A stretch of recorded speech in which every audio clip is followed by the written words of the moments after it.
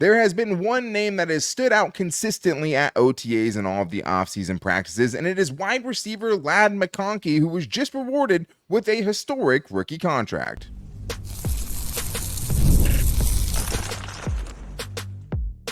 You are Locked On Chargers, your daily podcast on the Los Angeles Chargers. Part of the Locked On Podcast Network, your team every day.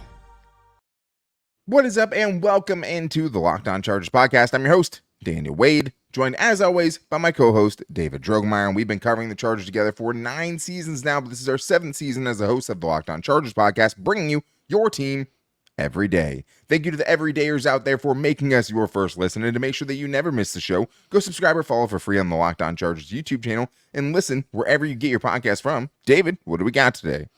Well, Daniel, Ladd McConkey has now signed on the dotted line, which means the Chargers have locked up their entire 2024 draft class, which is great news. No controversies going into training camp. Are we ready to buy the Justin Herbert MVP hype yet?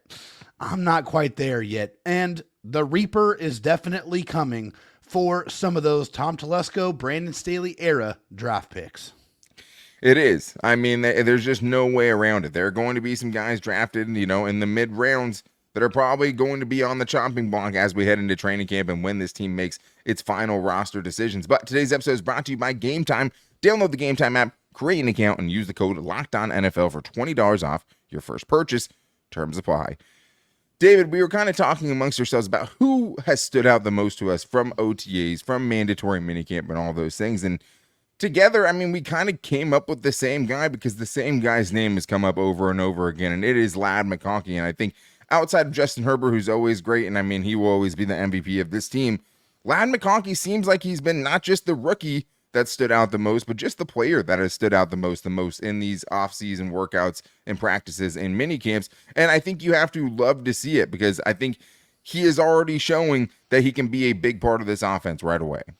Yeah, and the Chargers are definitely going to need him to be that guy. But universally, I mean, you just talk to the different media members, they're saying very great things, like he is a NFL-ready route runner right now. As soon as he steps on the football field, this guy is the real deal when it comes to running routes. His fellow players are talking highly about him. His coaches are talking highly about him. His wide receiver coach, Sanjay Lal, his offensive coordinator, Greg Roman, all saying very, very good things. And also Daniel Popper, like you brought up, in the practice notes, his name is popping up all the time, making play after play after play. Ladd McConkey has definitely shined this offseason.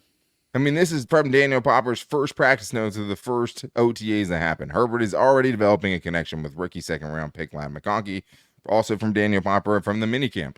The chemistry between Herbert and rookie receiver Ladd McConkey is continuing to blossom. He's also been pointed out for his ability on third downs, and I think that is a big place where he's going to be targeted for this team. And this is also, I mean, the same guy when we had Chris Rim on the show, when he was talking about which guy was standing out the most, Ladd McConkey was the guy he brought up and said he just moved differently. And I think there's other guys we've seen have a big day, right? Sanjay Samuel Jr. has had a big day. We heard DJ Chark was a name that Chris Rim brought up to us as well. Hayden Hurst has had a big day. But there's only one guy that is consistently, week in and week out, we're always hearing a note about Ladd McConkey. And let's be honest, this is a part of the offseason that really lends itself to being a wide receiver. So it's like it would be very, very hard for Joe Alt at this point to be the offseason MVP or anybody in the trenches for that matter, or even a Junior Colson, right, who's known for his tackling ability and things like that, a physicality, all of that. So I think that's awesome to see, and it is also awesome to see that per Ian Rappaport, the deal was done for Ladd McConkey, the last of the Chargers draft picks to get signed. And this is what he said. The Chargers and Ladd McConkey reached a 4-year deal today with the most guaranteed money in NFL history for a 34th pick. It beat the QB premium for the same pick in 2023, carrying the most guarantees over a pick below in the round. Ladd's agent, Chris Cabot, confirmed the deal. This one's kind of hard to parse, David, because it was interesting because in 2023, the Dolphins lost their pick. So technically, I think what he's saying is Will Levis, the Titans quarterback, who ended up getting picked a spot ahead of that, really would have been the 34th pick last year, which ended up being Sam Laporta. That Ladd McConkey got more guaranteed money than him. It's hard because these rookie contracts are already kind of laid out. They're in stone. They continue to keep going up. But the fact that Ian Rappaport is here bringing it up means it's kind of a weird thing. But I think for this, the part that I took away from it most is just the Chargers not kind of having beef with their rookies about their rookie contracts. We know there's only so much that can be moved around in these rookie contracts, yet we've seen over the years under Tom Telesco that there was guys holding out. Specifically, Joey Bosa being the most kind of noteworthy one, and his holdout, cost him probably a few games into the regular season because he got injured right when he came back. But it's been issues with other guys as well. So to see the Chargers at this point now in mid-June having all of these guys picked, and also the Chargers showing kind of that faith in Ladd McConkey, has to be a great sign. It is a great sign, and it's kind of funny. It's kind of a little bit of a full circle moment for us because when we first started covering the Chargers, the big story was Joey Bosa holding out because of offset language in his contract. Very first Basically, episode. It's just about when he's going to get the money. And now, because these contracts are all guaranteed, they're all in stone, like you said. There's not really any negotiating when it comes to how much money they're getting. It's all about when they're going to get that money. And so to see now that the Chargers are past that, they're like, hey, you want this amount of money now? Fine, whatever. It doesn't matter. You're still under contract for 4 years. You are, basically, you're a member of this team, whether you get paid some of this money now or some of it later. That doesn't seem like as much of a concern as it used to be, and that's for the better. Just get the contract done, take care of your players. Now you have your entire 2024 draft class under contract. Everything's signed, sealed, and delivered, and everybody's ready to go heading into training camp.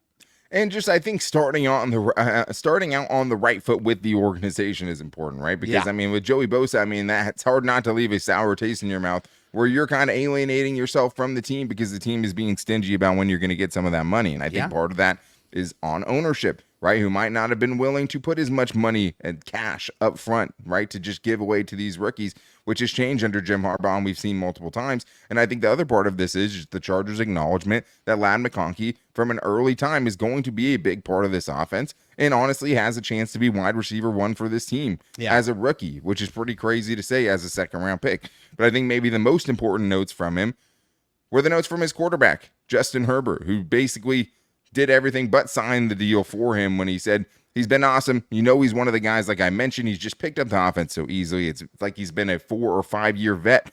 He understands the game. He understands the leverage. Like you said, he's a smart player and he's very athletic. He's one of those guys that is able to beat man coverage, find the soft spot in zones. I'm really looking forward to getting him the football. I think he's going to be getting him the football a ton. A 4 or 5 year vet is a gigantic compliment. That right there, that's not something you hear anybody say about a rookie coming into the league. That's a lot of praise. That's really, really high praise. And it just goes to show you Justin Herbert has seen how special Ladd McConkey is capable of being. And yes, obviously there's no pads on there. They're not playing the physical aspects of the game yet, but he's already demonstrating, hey, I can get open in a flash. I can create separation. I can make plays on third downs when it counts, when it matters. And that's really, really important. And that's really great news for Ladd McConkey and for Justin Herbert and that chemistry and that relationship going into this season, because you got to have somebody when the game's on the line, when you need to convert, to be able to trust somebody to catch the football. Ladd McConkey is already earning that chemistry, earning that trust early on here in the offseason. And I think one thing he has going for him too is he's already route running and has the footwork at an above average level for a wide receiver in the NFL. I think he has the agility of an NFL player already. There's just a lot of parts of his game that are ready to go. And the other thing is very cynically and totally unfairly, it makes me think, well, he wasn't saying this about Quentin Johnston last year, right? And it's totally unfair, maybe out of left field, but he's seen some other guys come in, right? So he's comparing it to when Quentin Johnston came in or when Joshua Palmer came in and all these guys. He's been around other rookie receivers. So for him to say this about this guy, I think I wouldn't take that part lightly. He's always going to say nice things about his receivers, but I do think the specific things that he's saying here is a very, very good sign for what Ladd McConkey is going to be for this team. And I think that when you're looking through the notes, and a lot of the times hearing, hey, third down conversion, who are they going to? Ladd McConkey. I think that's going to be a big role for him, and he could be that security blanket for Justin Herbert as early as year one, and that guy should be a very, very productive player if he can stay healthy. But he will have to be great if the Chargers are going to have a really potent offense, and also if Justin Herbert has any chance to win NFL MVP in 2024. Is there a chance? Athir thinks there absolutely is. We're going to get into that and much more on today's Locked On Chargers podcast. Before that, though, I need to tell you guys about Game Time, because Game Time is an authorized ticket marketplace of Major League Baseball, which makes getting tickets faster and easier, and prices on the Game Time app actually go down the closer it gets to first pitch, with last-minute ticket deals, all-in prices, views from your seat, and the lowest price guarantee. Game Time takes the guesswork out of buying MLB tickets, and right now is the best time to be going. I mean, it's summer. It means it's baseball time, and I promise you, if you're looking for tickets and you want to go out to anything, not even just sporting events, right? Whether it's theater, comedy, whatever it is, you want to go to Game Time, because Game Time gives you the Game Time guarantee, meaning if you ever find a seat on a different app or a different service that's in the same row and section as your seat, and it's cheaper, Game Time will refund you 110% of the difference. They can also have the setting where you can toggle the pricing to get all-in pricing, so there's no surprises when you get to the checkout. And I love the panoramic view from your seat, where you can know exactly what the view is going to be. I used it to go to a Blink-182 concert that said obstructive view. I actually had a perfect view and got tickets for $18. So take the guesswork out of buying tickets with Game Time. Download the Game Time app, create an account, and use the code LOCKEDONNFL for $20 off your first purchase. Terms apply, but again, create an account, redeem the code LOCKEDON NFL for $20 off. Download the Game Time app today. Last minute tickets, lowest price, guaranteed. Well, David, it is a buy or sell show today, since we didn't get to it on Monday. Today, we will be going through the biggest Charger storylines and overreactions. And, you know, I love my boy Athir. Does he overreact? Does he have some crazy stuff to talk about? Yeah, he usually does. And he does again today. Let's hear what Athir has for us and his biggest Chargers overreaction this week from somebody obviously we love very much. Dan, David, this is Athir. First of all, happy Father's Day, my boys. I love you. God bless you. Buy or sell Monday. Justin Herbert will be the leading MVP vote getter come December, and the Chargers is in first place in the AFC West. I'm buying it because the Chiefs have a difficult schedule early. What says you? Thank you. Love you. Thank you, Athir. I guess maybe we should change the podcast to the Bolt Dads now. Celebrating my first Father's Day, but happy Father's Day to all the Bolt Dads out there. We appreciate all of you guys. And listening to this show when you have a kid is even harder to do. So I appreciate everyone even more now that I have a kid. Thank you. As far as what you're getting at, Athir, I mean, that's tough, man. I'm not ready to sign off on it yet. I mean, whether you're talking about just maybe smaller numbers from Justin Herbert and a new offense is more run heavy, beating the Chiefs for me is something that I've said I need to see them do it. I predicted them too many times to do it. Obviously, it's different under Jim Harbaugh. I'm more bullish than I've been in other seasons on it, but I have to go see it happen. And year one, I just think is a little bit too steep for me, so I'm going to sell it. Yeah, I trust me.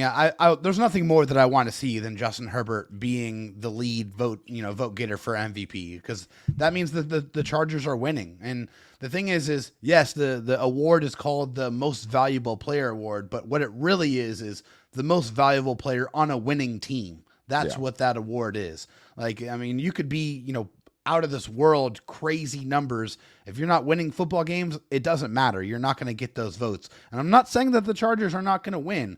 I just am not ready to say that they're going to supplant the Chiefs yet. I want to. I really do. I really want nothing more than to see the Chargers on top of that AFC West mountain.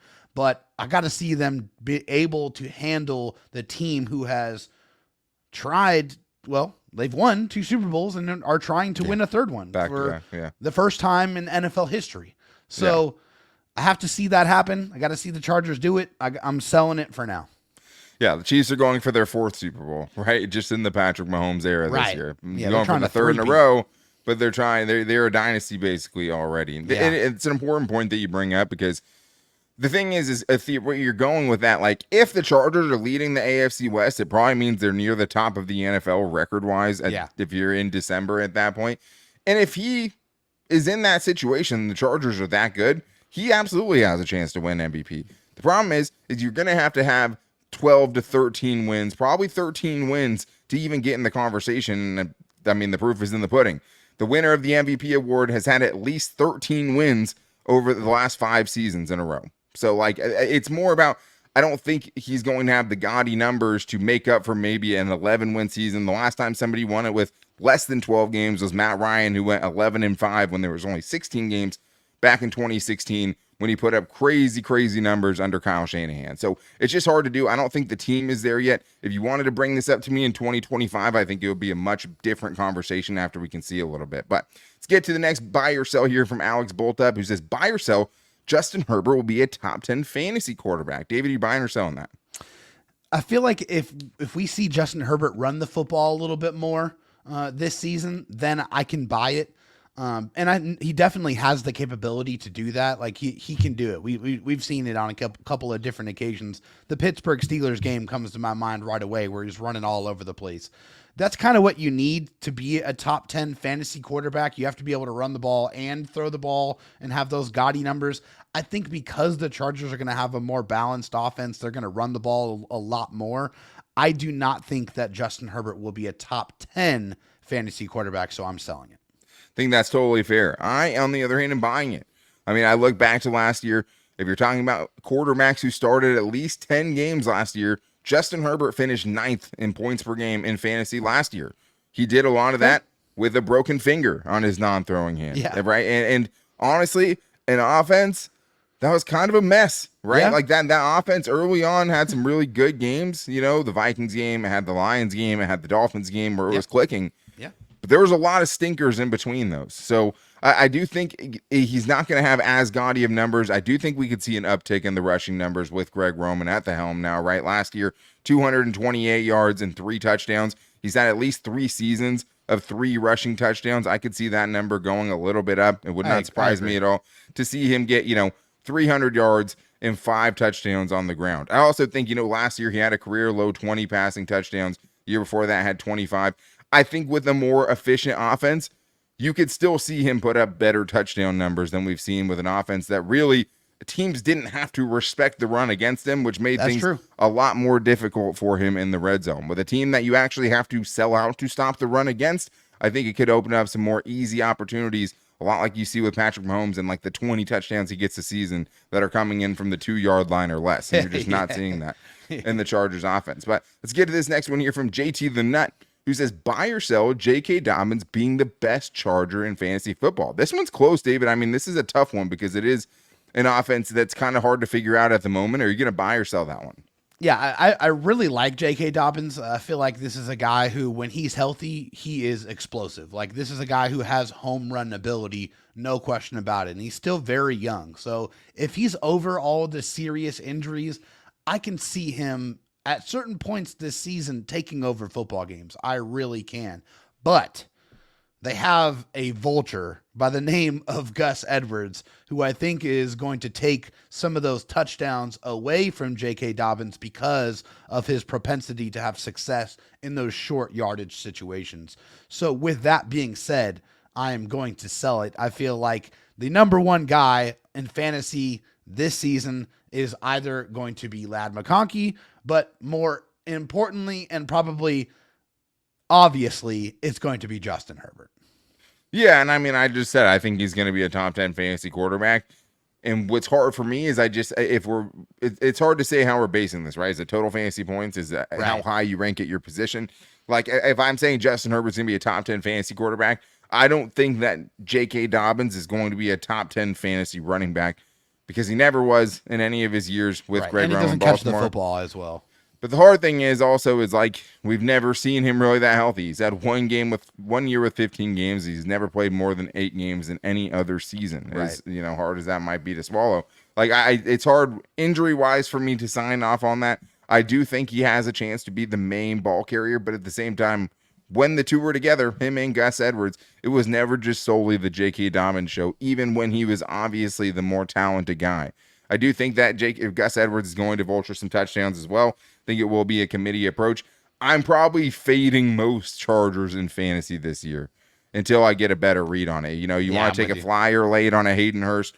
If you want to take a flyer on a Ladd McConkey, I think that's fine. I do think that one guy probably flying a little bit under the radar who could outperform what his fantasy stock looks like right now is Joshua Palmer. Yeah, I think he's kind of the dark horse in this situation. I don't think he's going to be a top 10 fantasy receiver, but I think he could easily outplay whatever his average draft position is. He would be a guy I would be targeting if I'm trying to get Chargers in fantasy football. But we do have more to get into, including a great voicemail asking a very difficult and important question. Just exactly how many of Tom Telesco's former draft picks are going to be getting the chop when the Chargers had to cut this roster down to 53 men. So we're going to talk about that and much more on today's Locked On Chargers podcast.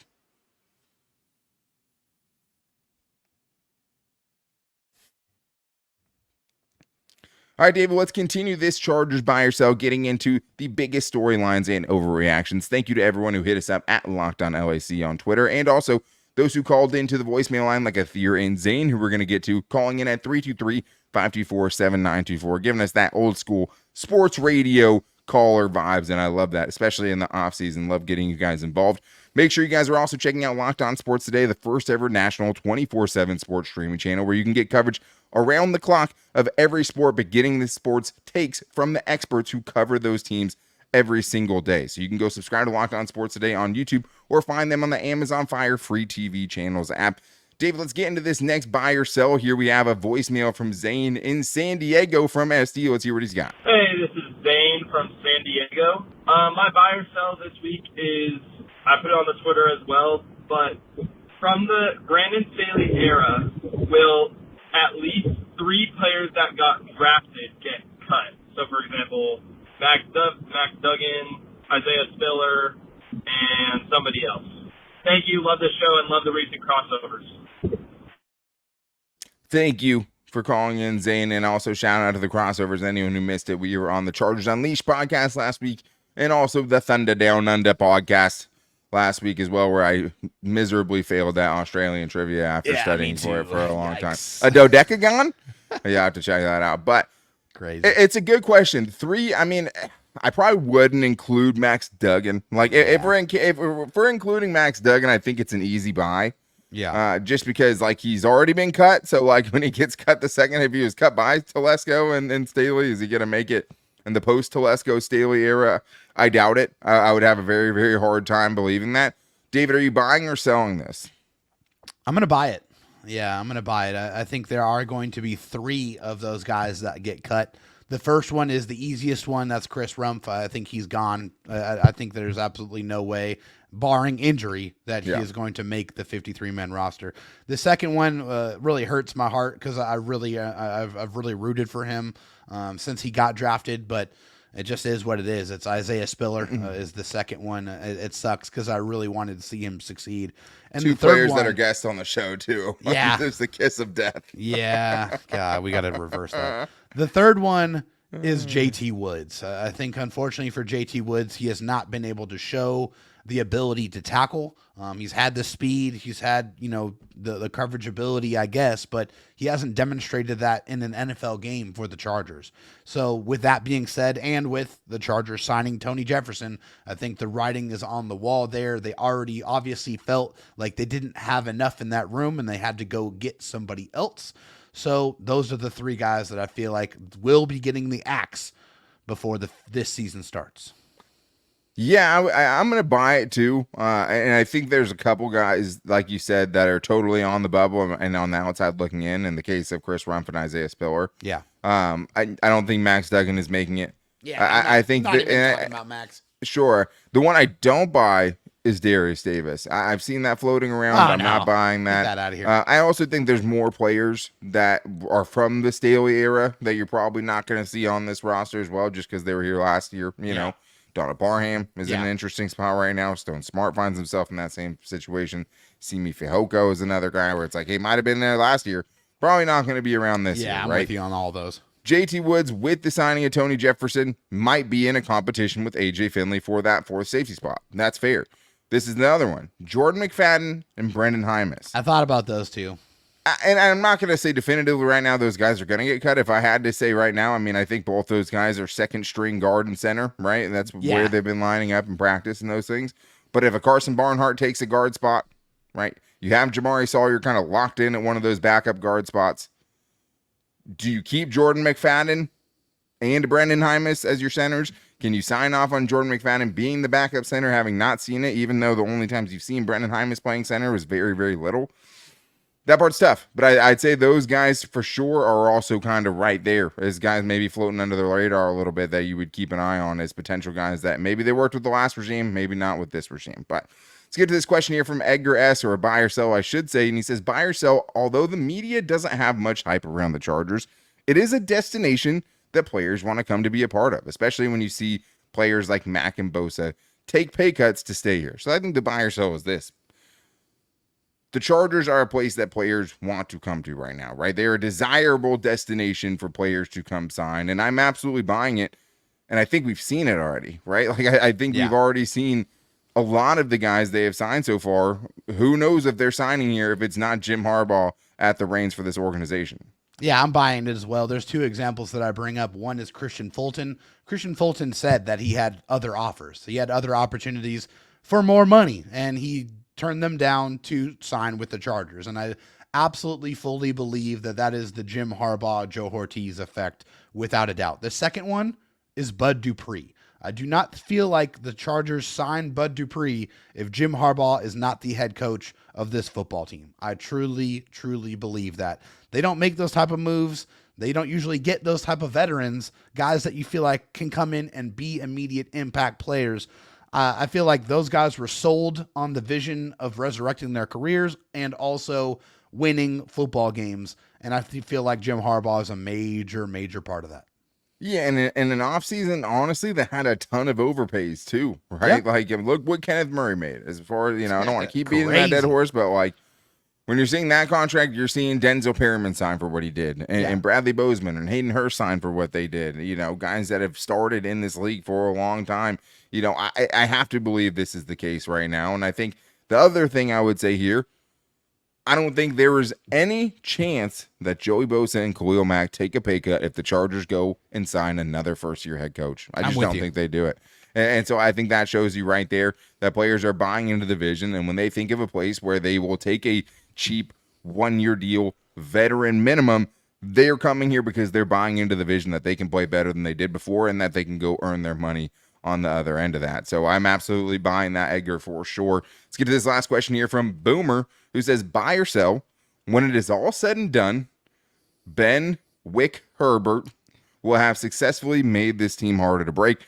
Context for any new listeners, we had a Michigan, somebody who covers Michigan, Isaiah Hole, host of the Locked On Wolverines podcast, came on and said that he went to the same gun range that Ben Herbert does, and he found out that Ben Herbert went up to the guy, said, here's all my money, turn me into John Wick. So that's why he's Ben Herbert for us in this show. So shout out to Boomer for picking up one of those old show sayings. I'm buying it. It's a hard thing to quantify, David. This one I have no problem to buy, though. I think the Chargers, will absolutely be a harder team to break this season. Yeah, I agree. I'm buying it as well. When you look at the Michigan Wolverines roster last year, a roster well over 100 players, they really only had about 5 guys that had season-ending injuries. Zach Zinter broke his leg. Then they had C.J. Stokes, Logan Forbes, Carmelo English, and Davis Warren were all guys that were either out or questionable for the college football playoff, the championship. Yeah, and Herbert, when he was asked about it, he said 2. He said, I had 2 guys that had really season-ending injuries for me last year. Yeah, and so coupling that with the attention to detail that he puts into his programs and, the fourth quarter finishing periods, all of those things are authored by Ben Herbert. I feel like obviously in conjunction with Jim Harbaugh. I think all of those things, all that prep work is all going to make a difference when the games start getting played and the abuse starts getting doled out on the players' bodies. I think it's all going to make a big difference. Absolutely. And the other thing that we've heard from everyone going out to Chargers training camp from day one is the conditioning is a lot harder than it used to be under Brandon Staley. So I think that's a huge part of it, but I'm glad you brought up Jim Harbaugh because I think it is a mix of Ben Herbert and Jim Harbaugh. It's the right guy to be getting this team ready for the right coaches who are going to use them in a way that can actually show themselves to be tougher and stronger than other teams. And also just an antidote for so many of the Chargers' problems in years past, right? When you look at the biggest losses they've had in the games that they just couldn't close out and that they chargered away, it was because they weren't that hard to break and they broke somewhat easily in those games. So I absolutely think that is the sole purpose. How long will it take for us to fully see that vision and for Joe Ortiz to turn this roster to where it needs to go?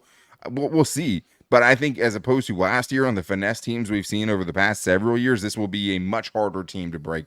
This will be a team who is tough, disciplined, is attention to detail, because not putting plates back the right way might have flown with the last regime. This team is on so many small attention to detail type of things.